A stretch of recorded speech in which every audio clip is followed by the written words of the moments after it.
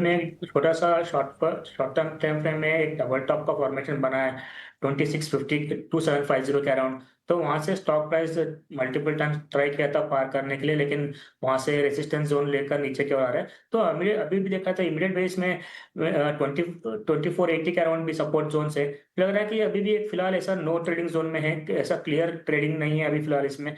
तो मुझे लग रहा है कि फिलहाल के थोड़ा अवॉइड करना चाहिए जब तक एक क्लियर सेटअप फॉर्मेशन नहीं होता है स्टॉक में। आज का जो बिग वाली है थोड़ा बहुत ज्यादा ही देखने मिल रहा है वॉल्यूम के साथ। तो हमें मुझे लग रहा है कि नीचे की ओर 2440 के अराउंड शायद इसका सेल ऑफ खत्म हो जाएगा।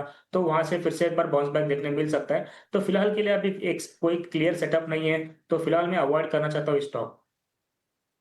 तो अवॉइड करने की सलाह यहाँ पर आ रही है। हमारे साथ निमेश ठाकर भी जुड़ गए हैं। सर, आपसे राय बीएसई पे लेना चाहेंगे। अब सोर्सेज बता रहे हैं कि सेबी का नोड मिल गया है उनके आईपीओ को लेकर। इस खबर से भी ये दबाव मिल रहा है और तेज गिरावट है, 5 से 6% की गिरावट बीएसई में। क्या लग रहा है यहाँ पर इस गिरावट के बाद क्या करना चाहिए?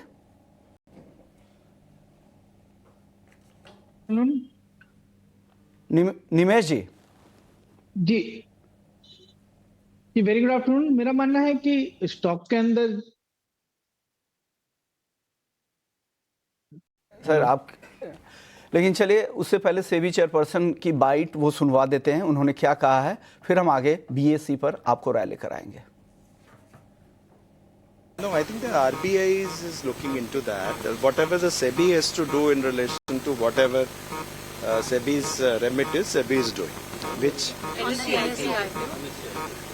NSE IPO, I think all I can say is that if all the outstanding issues will be resolved and we will move forward. So by when? Is there any timeline on it? Can't give you the timeline, but I think we should be soon be doing it. So have you received any assurances from the NSE side on some of the NSE and SEBI, they are talking, and I think they are resolving the issues, and I'm very hopeful that it will be cleared and we'll move forward. No, that is a policy call is to be taken by the government. Crypto as such is not a security at the moment under the SEBI's remit. Yes, I think we are working on it. That will be through soon. चर्चा चल रही है NSE के IPO को लेकर, ज़्यादातर issue resolve हो चुके हैं। देखते हैं आगे क्या खबरें आती है, लेकिन आज बीएसई के स्टॉक में काफ़ी ज़्यादा गिरावट दिख रही है। निमेश जी, आपसे मैं पूछ रहा था बीएसई के बारे में, इस गिरावट के बाद क्या करना चाहिए? जी, वेरी गुड आफ्टरनून। बीएसई के अंदर जिस तरह से चार्ट सेटअप है, ऊपर के लेवल से एक अच्छा रनअप देख लिया है और प्रॉफिट बुकिंग चल रहा है। मेरा मानना है कि आज का जो गिरावट है कहीं ना कहीं जो है वो एक ट्रेंड रिवर्सल दिखा रहा है। थोड़ी जल्दबाजी नहीं करनी चाहिए नीचे की तरफ। हालांकि 21 ईएमए का सपोर्ट एरिया की बात करें तो अराउंड 6780 के आसपास एक 21 ईएमए का सपोर्ट एरिया आ रहा है। अगर वो लेवल भी ब्रेक करता है तो स्टॉक के अंदर हम लोग जो है वो बड़ी गिरावट एक्सपेक्ट कर रहे हैं।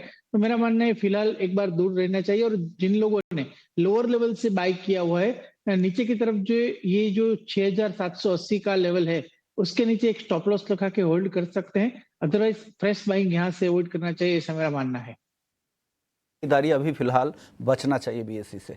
चलिए, वक्त है ब्रेक का। निमेश जी और हरीश जी, आप बने रहिए हमारे साथ, जल्द लौटते हैं।